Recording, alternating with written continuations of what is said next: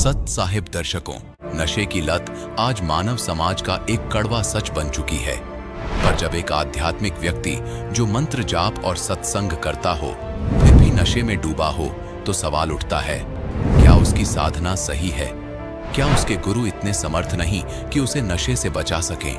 हमीरपुर हिमाचल प्रदेश के नवीन कुमार जी भी इसी स्थिति में थे।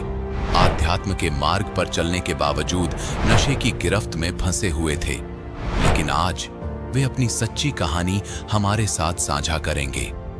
आइए सुनते हैं नवीन जी की जीवन परिवर्तन की कहानी, उन्हीं की जुबानी। सर नमस्कार। नमस्कार सर। क्या नाम है आपका? नवीन कुमार। नवीन जी कहाँ से आए हैं आप? मैं हिमाचल से तहसील सुजानपुर डिस्ट्रिक्ट हमीरपुर से आया हूँ। सर संत रामपाल जी महाराज जी की शरण में आने से पहले आप क्या भक्ति साधना करते थे? संत रामपाल जी महाराज जी की शरण में आने से पहले मैं अपना जो पारंपरिक साधना है वही करता था, और उसके साथ ही निरंकारी पंथ से मैं जुड़ा हुआ था, क्योंकि हमारा परिवार सारा निरंकारी पंथ से जुड़ा था। तो परिवार के कहने से मैंने भी अपना निरंकारी पंथ से नामदान लिया था। सर निरंकारी पंथ में आपने किस गुरु से नाम दीक्षा ले रखी थी? हमारे जो गुरु जी थे वो हरदेव सिंह जी महाराज। तो सर आपने कितने साल तक उनकी भक्ति की? निरंकारी पंथ में मैं 7 साल तक रहा। सर निरंकारी पंथ में आपको क्या भक्ति विधि बताई जाती थी? निरंकारी पंथ में बताया जाता था कि परमात्मा निराकार है, और परमात्मा की भक्ति का उन्होंने एक मंत्र दे रखा था, तू ही निरंकार मैं तेरी शरण हूँ मैनू बख्श लो जी। तो उस साधना को पूरी दृढ़ता के साथ किया, और उस सत्संग के दौरान जहाँ जहाँ भी सत्संग होता था वहाँ जाते थे, और ब्लड डोनेशन कैंप जो लगते थे उसमें भी हमने बढ़ चढ़ कर हिस्सा लिया। लेकिन उस साधना से मतलब आत्मा को कोई शांति नहीं थी, और सबसे बड़ी जो दिक्कत आ रही थी, जो मेरा नशा था उससे मैं निजात नहीं पा रहा था। तो नशे से बहुत दुखी था, मैं छोड़ना चाहता था, लेकिन लाख प्रयत्न करने के बाद भी स्थिति वहीं की वहीं बनी हुई थी। सर क्या पहले आप कोई नशा भी करते थे? हाँ जी, मैं बहुत नशा करता था।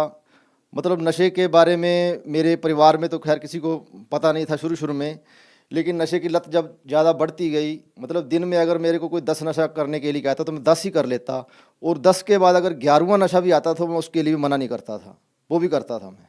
तो नशे की शुरुआत हुई जैसे बीड़ी सिगरेट और तम्बाकू से, उसके बाद फिर भांग शराब और पोस्त डोडे अफीम वगैरह। तो उस नशे की स्थिति में मतलब परिवार में कलह थी, और नशा छोड़ नहीं पा रहा था मैं। मतलब एक तरफ भक्ति भी चल रही थी, सत्संग में भी जा रहे थे, सत्संग सुन भी रहे थे, और नशा भी छोड़ नहीं पा रहे थे।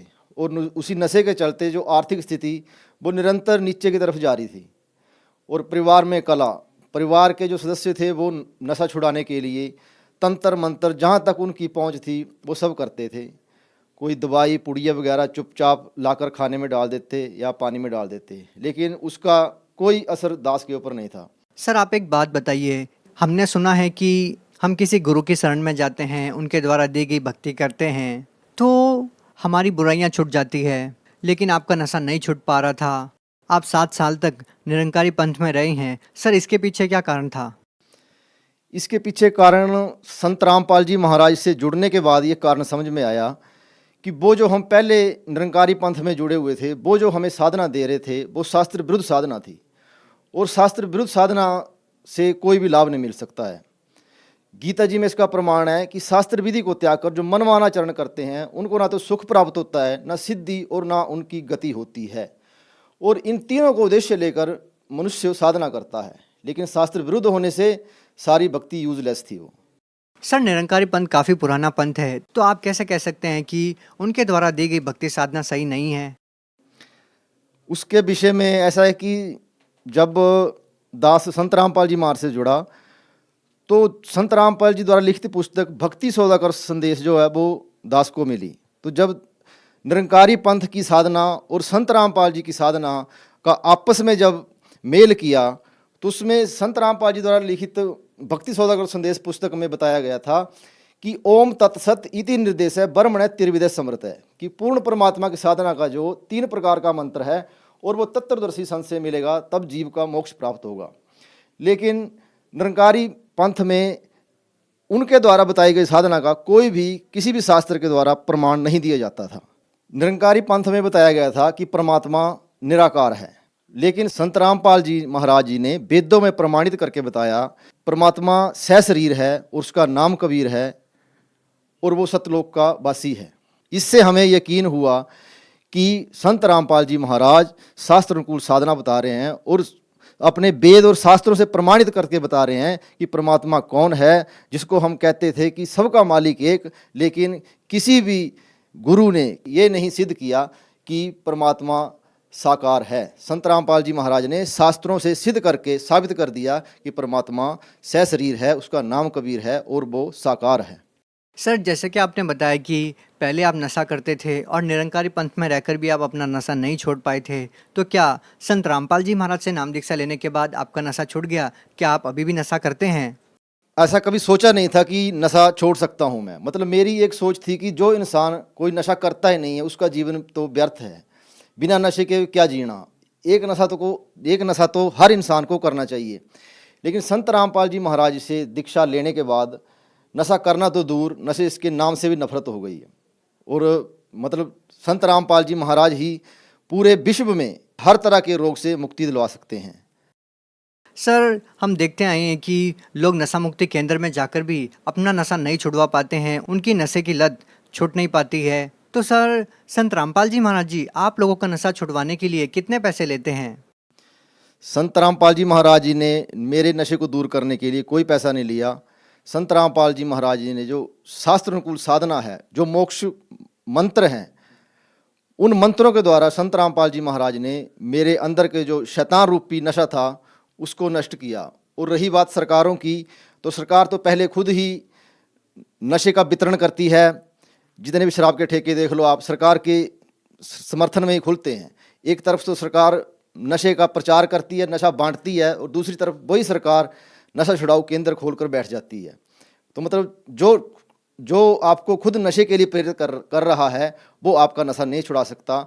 संत रामपाल जी महाराज नशा तो बहुत छोटी चीज़ है उनके लिए। जो कैंसर, जो लाइलाज बीमारी है, कैंसर, एड्स या इससे भी कोई भयंकर बीमारी, वो संत रामपाल जी महाराज जी के द्वारा दिए गए जो सत्साधना रूपी मंत्र जो हैं, मोक्ष मंत्र हैं, उन मंत्रों के प्रभाव से वो बीमारी शून्य हो जाती है, बिल्कुल ख़त्म हो जाती है।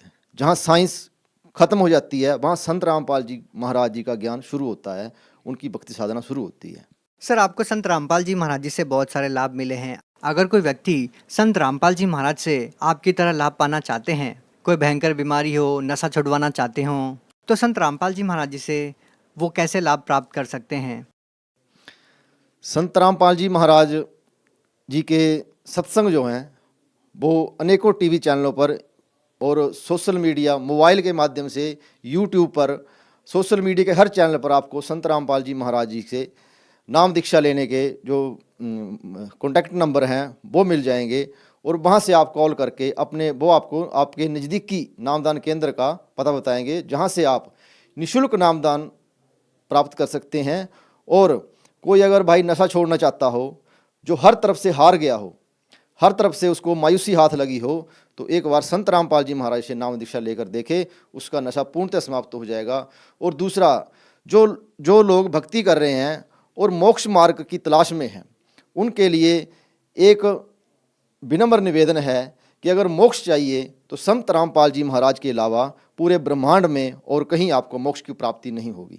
इसलिए आप सभी से विनम्र निवेदन है कि आप संत रामपाल जी महाराज जी का सत्संग सुनो और उनसे निःशुल्क नाम दीक्षा लेकर अपना मानव जीवन सफल करें। जी, धन्यवाद। धन्यवाद जी।